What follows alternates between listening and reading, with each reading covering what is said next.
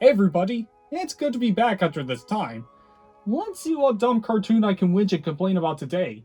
It's not like Nintendo's gonna announce their next console in a random weekday or anything.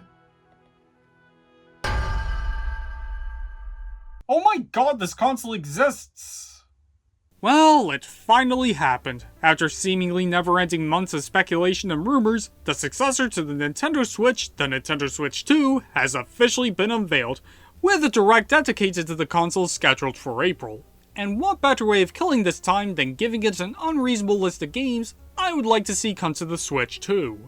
Starting off with something we'd all like to see now, a brand new Mario Kart. 8 Deluxe and its Booster Course Pass did a great job at tiding us over, but it's an 11-year-old game.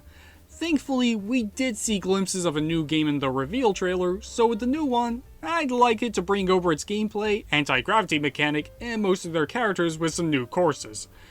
Don't you dare take Diddy and Funky Kong away from me again, Nintendo. But I think the battle mode could be improved. While it's good in 8 Deluxe, it's unfortunately set to time limits with no last man standing rules. I understand why for online battles, but I would like the option for both in the next game, as well as bringing back missions to tide over single player users like myself. And if they bring back Funky Stadium, we already have a winner on our hands.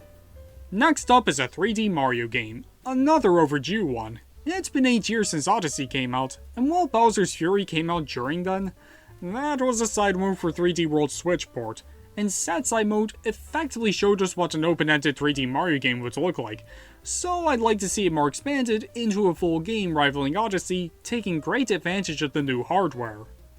We're gonna get a new Animal Crossing game. With how well New Horizons did selling over 45 million units, it's only a matter of time before we see the next installment in action. New Horizons already had excellent gameplay, aside from the tool degradation, but it lacked in content compared to prior entries like New Leaf. While the updates and Happy Home Paradise expansion helped remedy that, it still didn't have enough. Where were the Nintendo items? Where were the island minigames? Where was Puzzle League? And it's especially pathetic when compared to what Pocket Camp offers. I would like to see these come back in the next game, as well as letting more than 10 villagers stay in your town or island, having unlockable Game & Watch games or Amiibo Festival minigames, and keep Amiibo functionality altogether. Please do.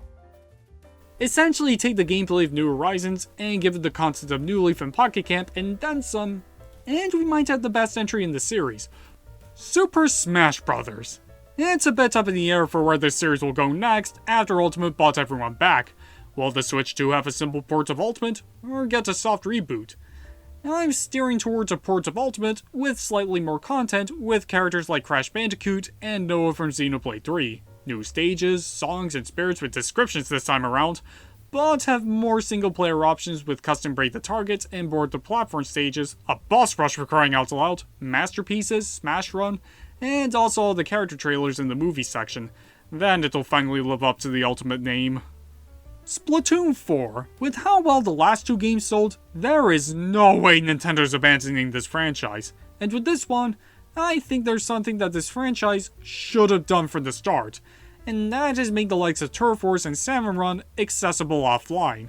The first game kinda had this via local multiplayer, but I'm talking about playing standard online modes with the CPU.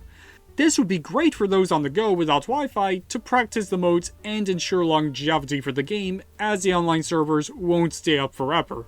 It would give people without an NSO membership more to do, as the standard single-player campaigns aren't the greatest. Like, come on Nintendo, even Team Fortress 2 has this.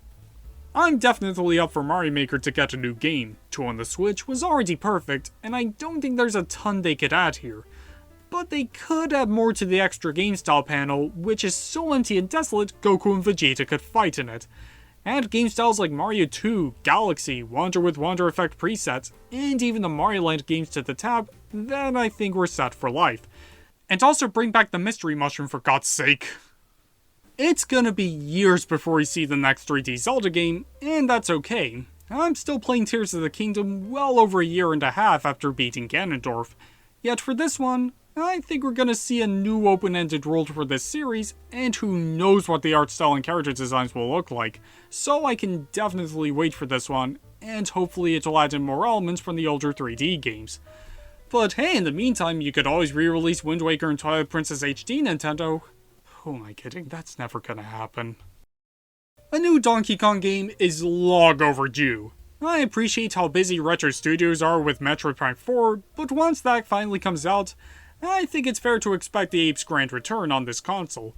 There have been rumors of a 3D platformer from the Mario Odyssey team, but this is the same company that intentionally sent out a fake Star Fox Racing game leak. With DK's role in the Mario movie and a big theme park expansion in Super Nintendo World, it's about time for Donkey Kong to get a new game, not counting a $60 report. Seriously, Nintendo, please don't let him end up like Mega Man and Castlevania. Trust me, you don't want to end up like them.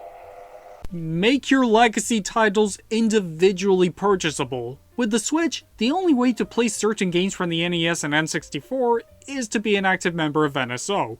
While a great selling point for the service, it unfortunately means a lot of people won't be able to play such classics as Kablooey and Quest for Camelot. I think giving both options for NSO and being able to purchase these games individually would be great for flexibility reasons. PlayStation's doing this with their legacy content, why can't Nintendo? And that way they'll get money regardless, and they can finally re-release GameCube games, damn it! Bring back more of your dormant franchises. Nintendo did a good job at reviving their old IP on the Switch, with the likes of Big Brain Academy, Advance Wars, Another Code, Endless Ocean, F-Zero, sort of, and even Famicom Detective Club giving us our first internally developed Nintendo game with a PEGI 18 rating. This still doesn't feel right. There are loads of dead series they can give a second chance to, like Wario Land, Wave Race, Star Fox, Pilot Wings, the Excite games, and Puzzle League. It'd be great to see these again, and I got good confidence in Nintendo revisiting their archives for their next generation. Put out smaller games on the eShop like you did during the 3DS and Wii U. I appreciate how complex video game development has become, but in between big boy games, I'd like to see smaller games like Poblox and Box Boy to fill the void for around £10 or so. We kinda saw this on Switch with Snipper Clips, Good Job, and Nintendo World Championships NES Edition, so I can at least hope. And now for the games that nobody gives a piss about, the third-party games. Starting off, I really want games that are released on Switch via cloud versions to be ported natively, namely the Resident Evil and Kingdom Hearts games. It is a clever workaround for getting these demanded games on the platform, but the problem is they perform just as well as this guy. Since these particular games are more or less verified on Steam Deck, Capcom and Square Enix have no excuse not to port these games on the Switch too. I fully well expect these to be Year 1 games. Alongside the other Resident Evils, I can see the 4 remake coming alongside its DLC. It's already on PS4 mobile, so why stop there? While we're on Capcom, not only do I see Monster Hunter Wilds make the jump, but I think Street Fighter 6 would be a no-brainer to port over. It's also on PS4, so I think it'll be a seamless port, and kinda mirrors Super Street Fighter 4 being a launch title in the 3DS. And now that we're in the mood for fighting games, I could see the likes of Tekken 8, Dragon Ball Sparking Zero, King of Fighters 15, and Fatal Fury City of the Wolves all make it to the Switch too, as well as a version of Mortal Kombat 1 that doesn't look like this. Ugh, it's hideous! Time for some RPGs, starting from the Atlus side of things. Persona 3 Reload would make a ton of sense. It's already on every other platform except the Switch, so I can see a port with all the DLC included, as well as Metaphor ReFantazio. Elden Ring and its Shadow of the Erdtree expansion in one package would be great to take around, and the rest of the Dark Souls trilogy would also be neat.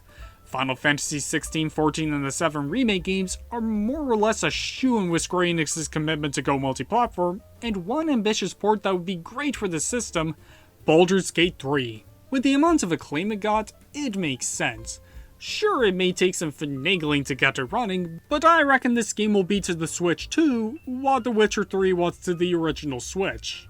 Speaking of impressive ports, Doom the Dark Ages. With Doom 2016 and Eternal being Marvel showcases of what the original Switch is capable of, it's fair to expect this on the new hardware. Alongside Hi-Fi Rush as Craft and Save Tango Gameworks, and Indiana Jones and the Great Circle, since that's coming to PS5.